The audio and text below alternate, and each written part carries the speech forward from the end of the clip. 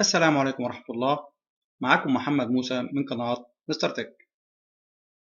الراوترات المسروقة في الفترة اللي فاتت انتشرت راوترات كتير من الشركات مختلفة وبأسعار قليلة جدا، يعني نص التمن تقريبا وجايز أقل. الغريبة في الراوترات ديت إنها زيرو، ما اتلمستش، جديدة الآن. طب إيه اللي عرف حضرتك إنها مسروقة؟ هقول لحضرتك، ما هو مش معقول راوتر تمنه 1700 جنيه جديد تلاقيه بيتباع بنص التمن، 700 و800 وحتى ب 900. طب ازاي؟ ما يجيش. مش معقول انا هشتري راوتر ب 1700 جنيه جديد زيرو وابيعه لك بنص ثمنه. طب انا كده استفدت ايه؟ يبقى كده حاجه من اتنين، اما انا ما سددتش ثمن الراوتر او مسروق. وخد بالك، سواء كان مستعمل او جديد فالشركه هتعرف، وده سهل جدا. هتروح الشركه مثلا عشان تعمل الاعدادات الاوليه للراوتر، ومجرد توصيله عنده بيظهر قدامه جميع بياناته. يظهر إذا كان الراوتر ده متاخد إيجار ولا متباع ولا مسروق. وطبعا بيظهر قدامه عليه فلوس كام، وطبعا مفيش غير حضرتك اللي هيتسجل عليه الفلوس دي. يعني مثلا لو فرضنا إن الراوتر ده كان إيجار وما تسددش تمنه، فحضرتك اللي هتسدد تمنه. وعلى فكرة ده سهل جدا جدا على الشركة، ده هو بمجرد ما هيوصل هيبان قدامه كل البيانات، وكل طبعا البيانات متسجلة على السيستم عندهم. طيب واحد هيقول لي طيب خلاص أنا مش هروح الشركة وهعمل أنا الإعدادات بنفسي في البيت وهوصله. هقول لحضرتك بمجرد إنك توصل الراوتر على الخط تظهر كل البيانات عندهم على السيستم، وبرضه هيعرف إذا كان ده إيجار ولا شاريه ولا مسروق. وطبعا في الحالة دي مفيش قدامهم غير حضرتك اللي موصل الراوتر على خطك وحضرتك المسؤول عنه. ممكن طبعا بسهولة جدا إن هو يسحب الراوتر من رصيدك. أنا حضرتك تيجي في مرة كده بتحط رصيد علشان تجدد الباقة، تلاقي الرصيد اتسحب علشان الراوتر. فطبعا خلي بالك من حتة زي دي. فكده أنت ممكن تدفع تمن الراوتر مرتين، تدفعه مرة اللي أنت اشتريته منه والمرة التانية وأنت بتجدد اشتراكك أو وأنت بتعمل أي حاجة على الاشتراك بتاعك.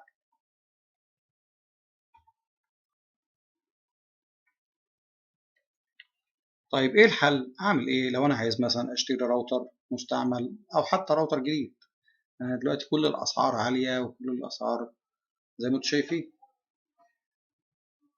لو حضرتك حابب إنك تشتري راوتر بسعر كويس يبقى خليك في المستعمل، خليك دايما في الموديلات القديمة، ابعد عن السوبر فيكتور.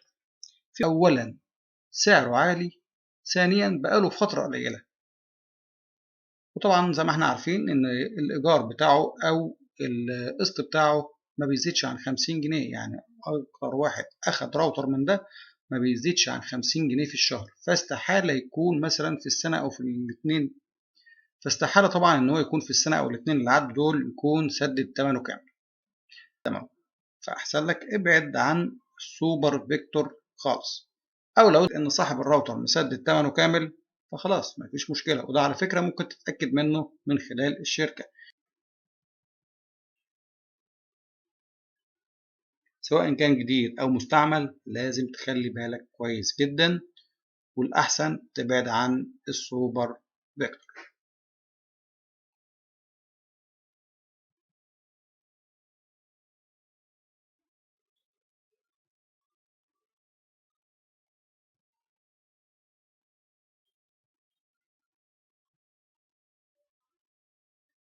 عندك الهواوي دي جي 8045، وعندك اتش جي 630، و اتش جي 633، زد تي اي 168 ان. كل اللي انا بقولهم دول في دي اس ال، يعني هتلاقي سرعتهم لحد 30 ميجا، يعني هيقرا معاك سرعه الخط كامله، يعني مش لازم حضرتك تجيب السوبر فيكتور. ممكن تجيب VDSL وهيقرا معاك سرعة كاملة. وعلى فكرة في هنا راوتر اللي هو HG 633 ده فيه خاصية ال 5G. لو انت عايز خاصية ال 5G الموجودة في السوبر فيكتور فدي هتلاقيها في ال HG 633. ده برضو نازل من فترة طويلة وأكيد برضو صاحبه مسدد ثمنه. راوترات ال EDSL سواء ال H108N أو ال 531 أي راوتر EDSL خده وأنت مطمن إن ده من سنين كتير وصعب جدا إن هو يكون عليه فلوس.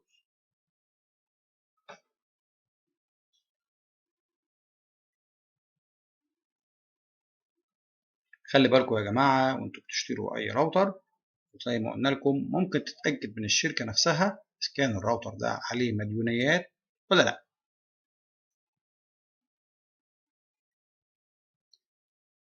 وبكده نكون وصلنا لنهاية حلقتنا. طبعا لو عجب حضرتك الحلقة ما تنساش تضغط لايك، ولو لسه مشتركتش في الصفحة اشترك وفعل زر الجرس علشان يوصلك كل ما هو جديد من قناة مستر تك. وأي سؤال أو استفسار سيبهولي في التعليقات أسفل الفيديو وبحاول أرد عليكم في أقرب وقت ممكن. وشكرا على حسن متابعتكم.